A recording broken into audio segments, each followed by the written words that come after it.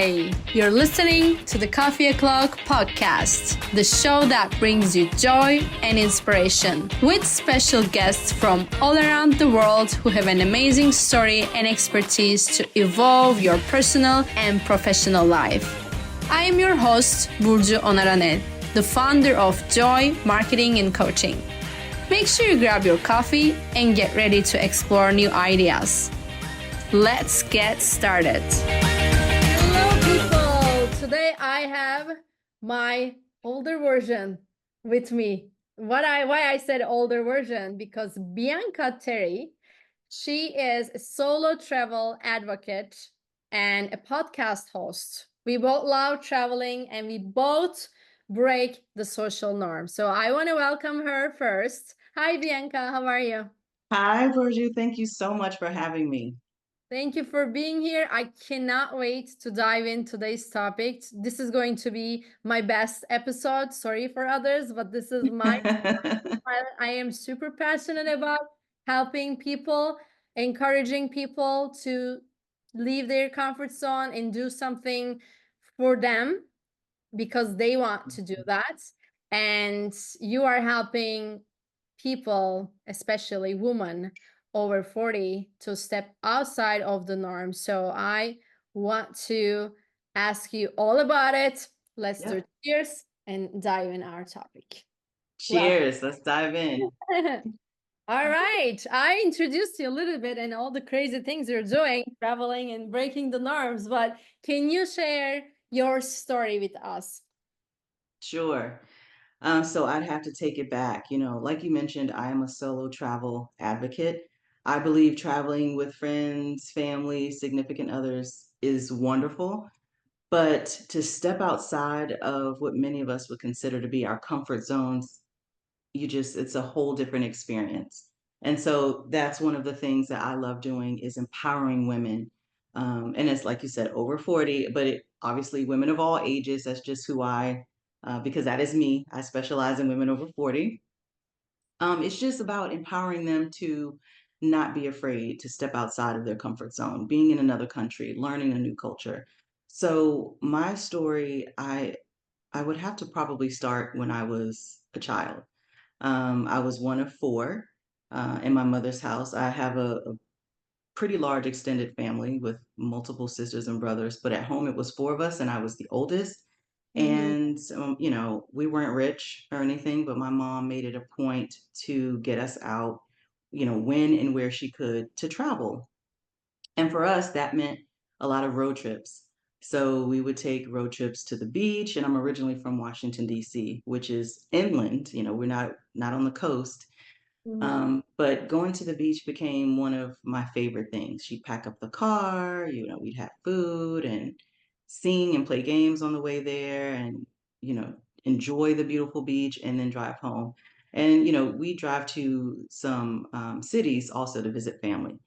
And that stuck with me. I think, even as a child, that just planted a seed that I didn't even know was going to bloom and blossom later on to propel me into the world of travel. So fast forward a couple of years, I started taking little trips on my own as a teenager. It was a huge deal for me to take the bus from where I lived to visit my girlfriends in New York City.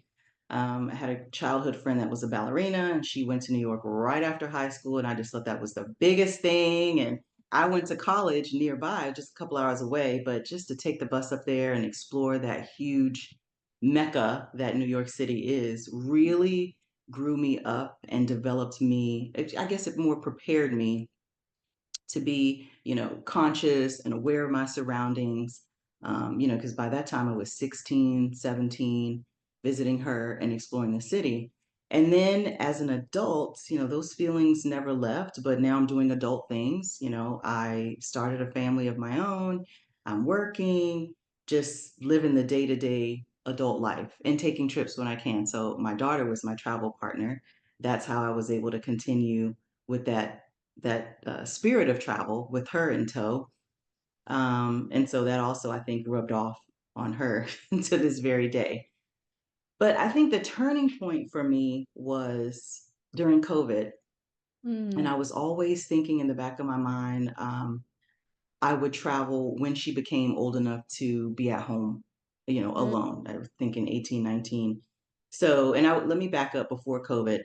So that's when the wheels started turning. One thing led to another. The first thing that happened was um, the office I was working for at the time, there was a government shutdown. I was a contractor for the government for many years. There was a shutdown. I was home for several weeks. And I had the idea that I wanted to relocate. I was tired of the cold weather in the DC area. I wanted something different. I love the sun. I love the beach. So I hopped on the phone, called my boss. I said, "Hey, I'm thinking about relocating, and I think I can do my job from wherever I live." Because at the time we were working in offices. And he says, "Well, where are you thinking about going?" And I was like, "Miami."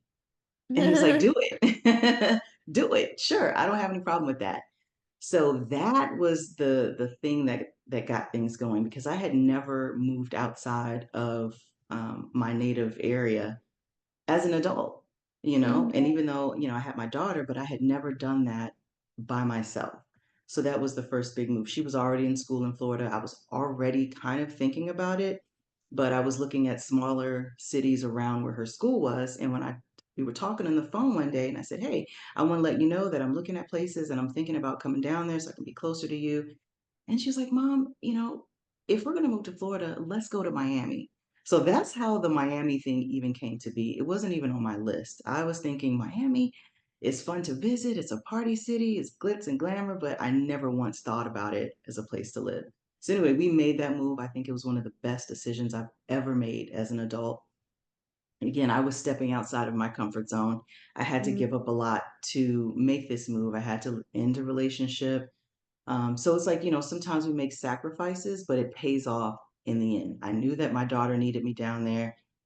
We both had a ball. We stayed in Miami for a few years. And then I started thinking, okay, that was a great first step. What's next?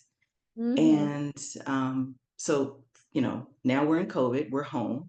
And one of the only places that's open is Mexico.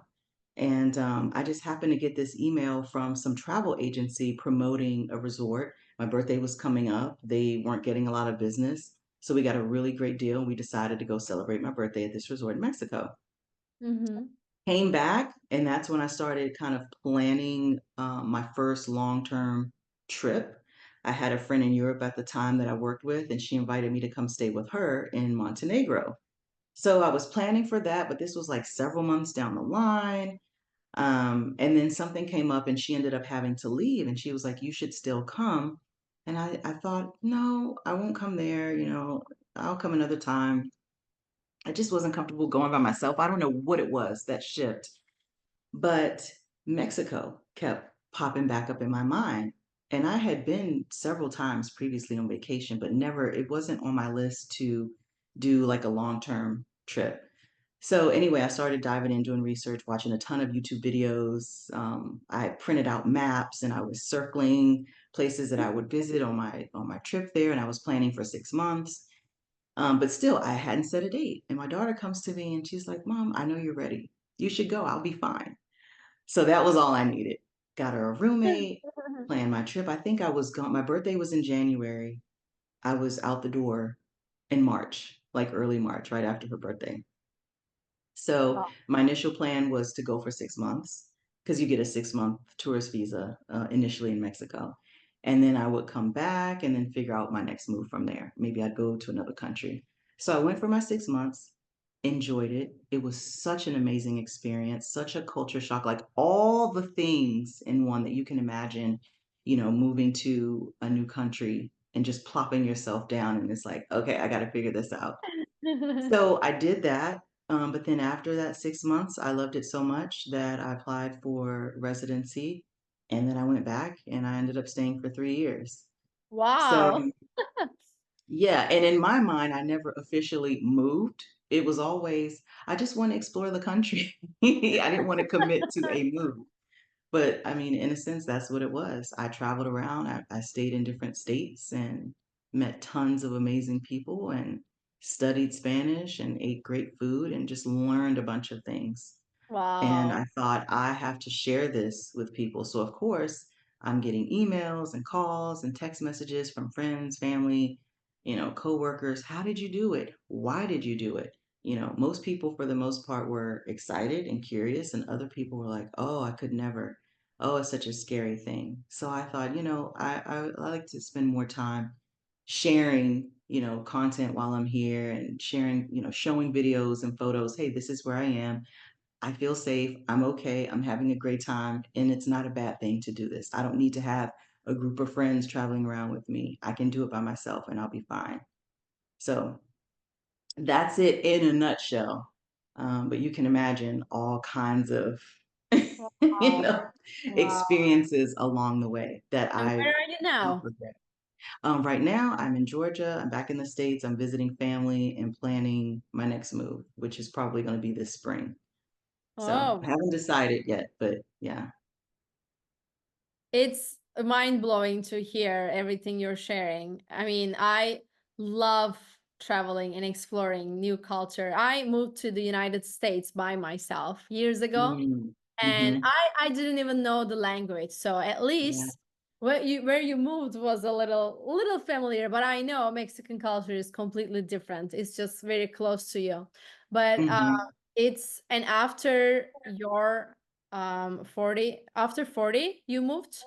Mm-hmm. So yes, I turned 40 in Miami, and that's Okay. when I just, and turning 40 in and of itself was a tremendous experience. I know some people dread it, but for me, it was something that I absolutely was looking forward to. And I don't think I was thinking about it that much. I knew it felt like a milestone year, but I had this wave of wisdom come over me and confidence and really just wisdom, all the things that come with having more wisdom. And I felt freer in my mind. And I was just ready to, like, I was ready to take on the world. I didn't care what other people thought anymore.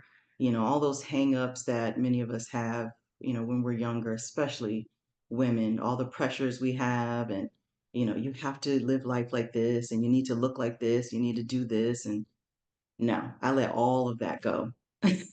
All of that. That. So yeah, after 40, so it was my 40th that we celebrated in Mexico that January. And then in March, I was gone. That's amazing. And I think I'm sitting here and thinking what to ask you, but the way you share your story, the way you sparkle is enough people to understand how it is such a worthwhile experience to do Mm-hmm. something outside of the box and just trying something new because we don't know what's on the other side when we don't Right. where we are. So I want to ask you, what was the maybe because people are afraid for the hardest parts, right? So what was the hardest Mm-hmm. parts for you when you moved Mexico? Right. And this is the thing people need to understand. It's never easy. Even if you feel like you're a seasoned traveler and you vacation to all these places, moving somewhere is so different. I felt the same way when I first moved to Miami, Mm, after having visited. It feels different. Day-to-day life is different. There's a lot to figure out. So I think one of the most difficult things was I'm wondering if I felt at that time it was the language barrier. I've always kind of been comfortable with Spanish, and I went to a more touristy area in the beginning because I was mhm, familiar with it. I thought it would be easier. I would say that it wasn't that big of a deal for me, but I know how it can be for others. So yeah, definitely want to point that out. Um, Finding housing can be a little daunting because you want to find out, well, what's the best way in this region to find housing? How should I mhm, go about it? How do I know I'm not getting scammed? mhm, How do I protect myself and make sure I'm in a safe area? And what does safe mean to me? What makes me feel safe? mhm, So those are the kinds of things I really had to consider. Um, and I, and now that I'm thinking about it, one of the most difficult things was leaving my daughter because we mhm, had never been apart for that long, that amount of time. So that was an adjustment, in addition to being in a new place, a place that I had already loved in a sense. But again, going there, staying long term, there's a lot to figure out. So, I was missing her, um, trying to get comfortable, in a new space, looking at different neighborhoods, testing out different Airbnbs. Oh, how do I feel in this neighborhood? Does it check the boxes? So it's just a lot to figure out.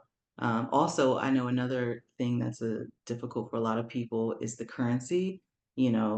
Just trying Mhm. to adjust in your mind. Okay, I'm using the local currency. I don't need to keep, you know, Right, figuring right. out in my head, well, how much is this in my currency?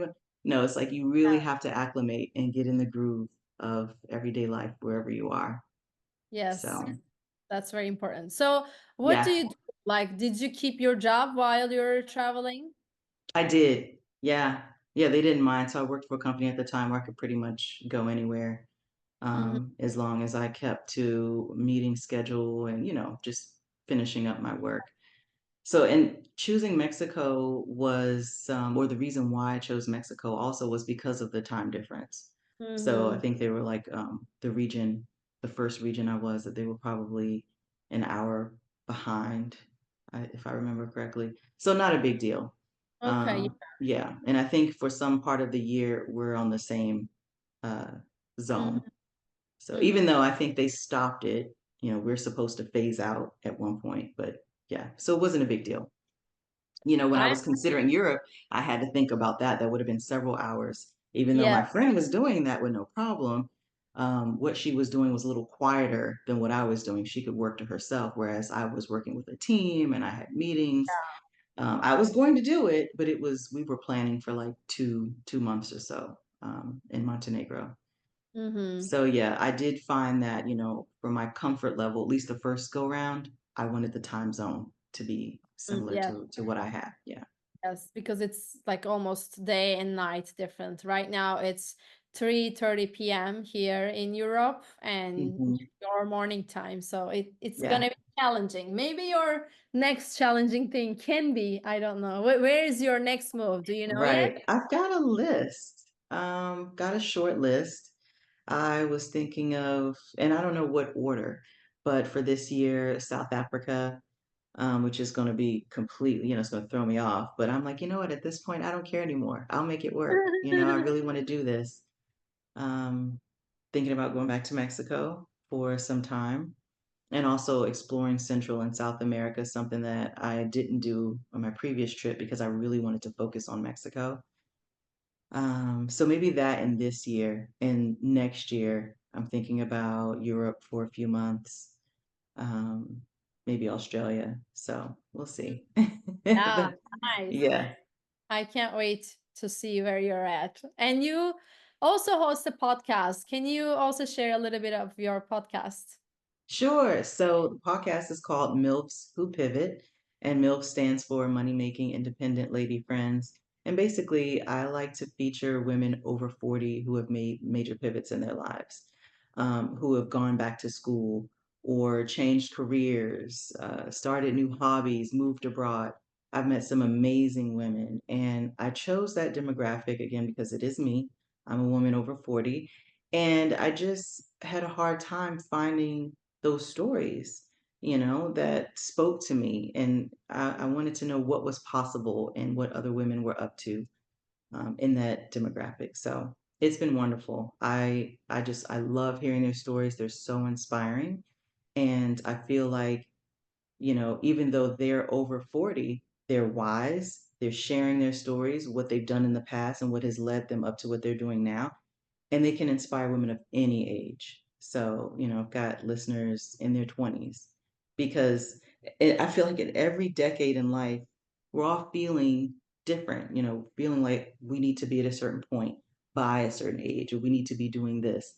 I hear women who are approaching 30 feeling like their lives are over because they haven't met certain milestones that they think they should have. Mm-hmm. And so, and that's where I think travel comes in. It's like, you know what, leave all of that behind, take a trip, go somewhere, explore, see how everyone else is living, see how the world is doing it differently than, Right. how things are in your home country. Because that's what I did. I got to Mexico and I immediately learned to slow down, relax, take time Mhm. for myself, create a routine. And those things still benefit me to this day. Even though I'm back in the States, I try really hard to keep my same routine. There's no beach nearby. I can't go swimming in the morning, but I'm doing meditating or a quick workout or yoga. So, travel is all about opening your mind and exploring. And I think that, when we're feeling stuck, we need to hear from other people. What is possible? What are they doing? Yes, absolutely. I love that. That's why I said at the beginning, this is my favorite episode because people need to travel. Everybody, you cannot just stay in a box, in a country, in a city, town you're in. Mm-hmm. See, like you said, explore how others live, how others Mm-hmm. believe, what's true, what's not true. Because if you are just in a cage, you don't know what you're missing and you don't know how Right. you can shine in your life and find your own joy. And Yeah. traveling is a great way to find that out. And I want to ask you your last points, last sentence to share with our audience. What would you say to people Mm-hmm. who are either watching us or listening us? Yeah, I would say don't feel overwhelmed by the thought of it, by the thought of going somewhere alone. You can dip your toes into it. You can travel, an hour outside of where you currently live and explore, and it'll be completely different. You can go north, you can go south, explore what's in your backyard. And like I said, I'm in Georgia, I'm in Atlanta. I've been exploring this entire state. It's mountainous. It's got the countryside. It's beautiful. There's waterfalls. Who knew? When I used to come here and visit family, I would just stay in Atlanta. I didn't think about exploring the other parts. So I would say if if you feel overwhelmed or a little hesitant or fearful for whatever reason, start in your backyard. Because travel is travel, and take it from there. I love that advice. Start in your backyard. Hmm. So it's great. Thank you. And how people can find you, Bianca, and how can people find your podcast as well? Sure. So my personal Instagram is Bianca is Global. That's also the same for Facebook. And my podcast Instagram is MILFs Who Pivot Podcast. That's where you can find me. Awesome. That's where I'm Thank you most so much, active. Bianca. It's been amazing to have you. I can talk like hours with you, but my episodes are 25 to 30 minutes. So thank you Exactly. Because for your there's so time. much. Yes. Maybe in the future, if you move to Europe, we can meet in person. Who Oh, knows? that'd be great. I love that. Yeah. Yeah. Thank you. Have a Thanks wonderful so much for day. having me. You too. Thank you, everyone. Bye-bye. Bye. Thank you so much for listening. I hope you enjoyed this episode and now you can apply it to your life. If you did enjoy it, please subscribe to the Coffee O'Clock podcast on Apple and leave us a review. I would love to hear your thoughts. And if you feel like someone needs to listen to this episode, share it on your social media or text the link to that person to make an impact in their life. Be sure to tune in every Monday for new episodes. You can also watch the episodes and find more inspiration on my Instagram, which is at JOYYBURCU. Until next time, make sure to spend some time with you and stay with joy.